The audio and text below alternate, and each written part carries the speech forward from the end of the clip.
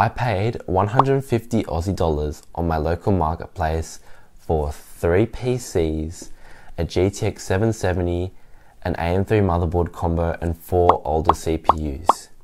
And I've got on great suspicion that one of these does not work.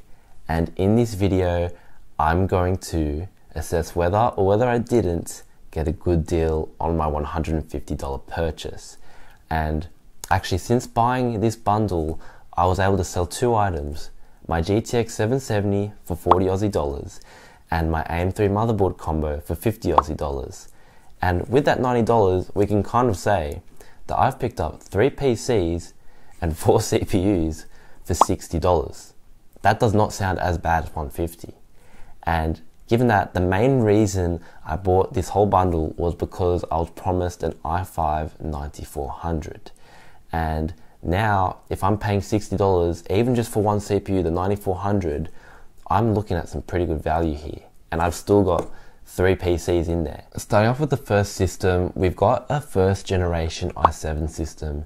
And the problem I immediately picked up off the bat was half the plugs aren't even plugged in, first of all. And the PCIe power for the graphics card is non-existent. Like, the power supply does not have a plug for it. So I'm just guessing that it's been tampered with, or not tampered, but someone swapped the power supply at one point, and I'm just sensing there could be troubles if there's been a power supply swap. So it's an old system. I'm not really going to deal with it too much. If I can potentially swap the power supply and get it working, that can always be a positive, and maybe I can just make a real just cheap flip computer like for $100. But other than that, I'm not going to deal too much time on this one because we've got better things to deal with. Okay, and coming into our second system, this one's actually a bit of a surprise. We've got a Z170 motherboard in here, and I'm not sure what CPU is underneath here, so we'll just go ahead and have a look at what we've got under here.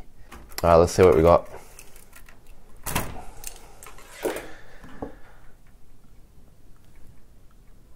We have our i5-9400. Now, why weren't our i5-9400 working as Z170 motherboard? They do have the same socket after all.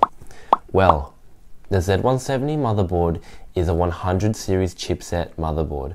This was intended for 6th generation CPUs, and it could be updated via the BIOS to hit 7th generation. And this is where the 200 series chipset came in, which supported 7th generation straight out of the box.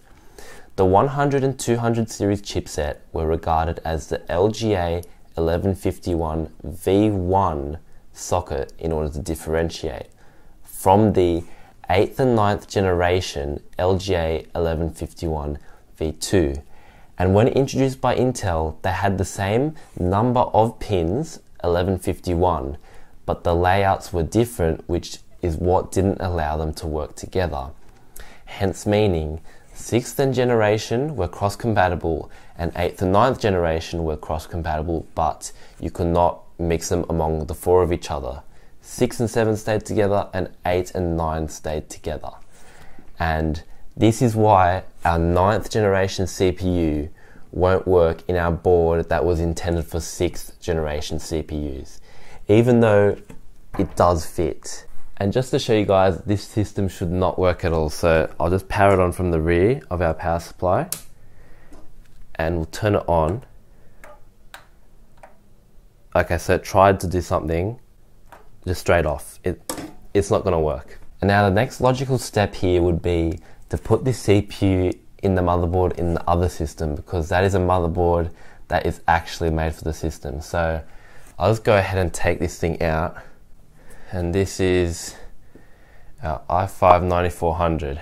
I hope this works, because this was the main event of our whole purchase, and it would be disappointing for it not to work. So let's go see what the situation is. And now here is the third system. We have a B365MH, and I'm kind of curious to see what CPU is underneath here, because maybe, just maybe, that board broke, or I don't know, CPU maybe broke, and then they just put a new CPU in here. So I'm just gonna have a look. Here comes our CPU cooler. Oh, okay. So it looks like we're just running with one CPU, and My guess was right, this was a last ditch effort, so socket looks good at least, but I'm not sure what's happening. Maybe the CPU could be faulty or the motherboard's faulty. I'm a bit worried. Now I'm going to go take out the motherboard because I'll just find it a bit easier to work outside of the case.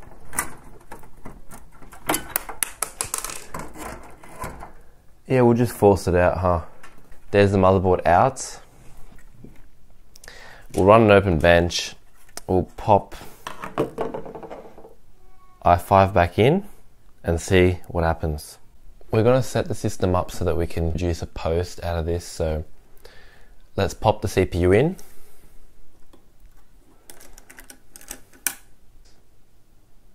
Nice. We'll grab some RAM. I just have this big sticker 4GB RAM. Plug in our power supply cables.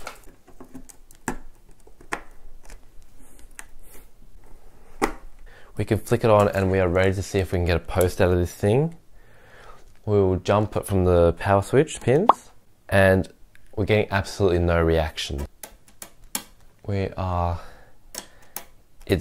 not a very good sign. Just no reaction. This thing is not heating up at all. Power supply fan isn't spinning, nor is this fan. We're getting no reaction whatsoever. We've got everything plugged in. We are switched on at the wall and the back of the power supply. We are getting nothing.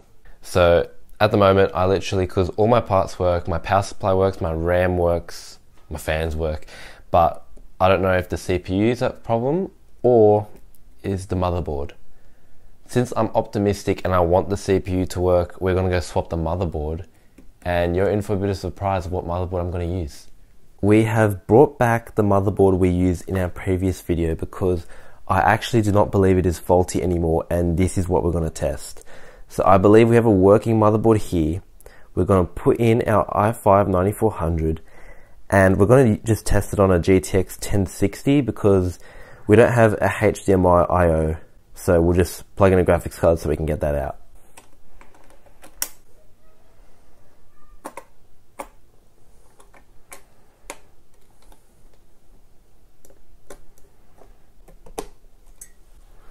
Broken PCIe slot.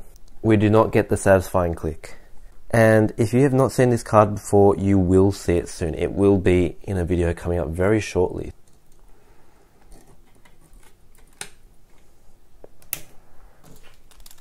We can go ahead and jump the pins at the bottom.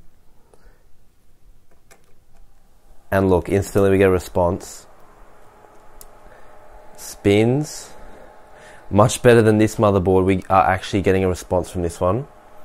Now we're just yet to see if we're going to get a post from it. So let's give it a tick.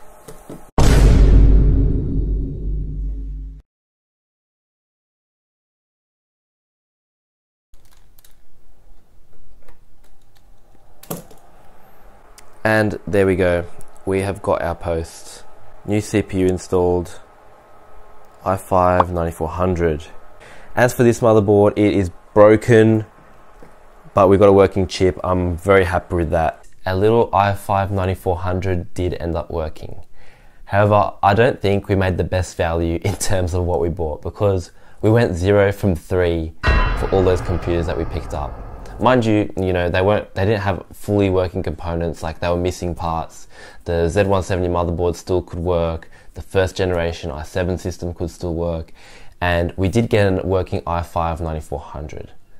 And also we were able to sell off the GTX 770, the AM3 motherboard combo. So I feel a bit better that I immediately made $90 back so that I could kind of treat everything a bit better and make myself feel better thinking, oh, I only paid $60 for this. So at the very worst case scenario, I'm just going to tell myself, hey, this is a $60 CPU right here and call it a day, because $60 for that CPU, I think is probably on the borderline of fair value. Maybe people will charge more for it. It is 9th gen, so it is on the newer side. I believe it has 6 cores, which I'm pretty happy about that. We've got a build coming up for it, and we're not going to be using this motherboard. I was actually able to pick up some new parts, which you will find out all about soon. A Z370, a GTX 1060, and a 650 watt power supply. all for a price you'll find out in another video, which was very good value for me. So I'll catch you all in the next one, and I'll thank you for watching. If you wish to subscribe and like, you may do so, and we're getting things done. Thank you for watching.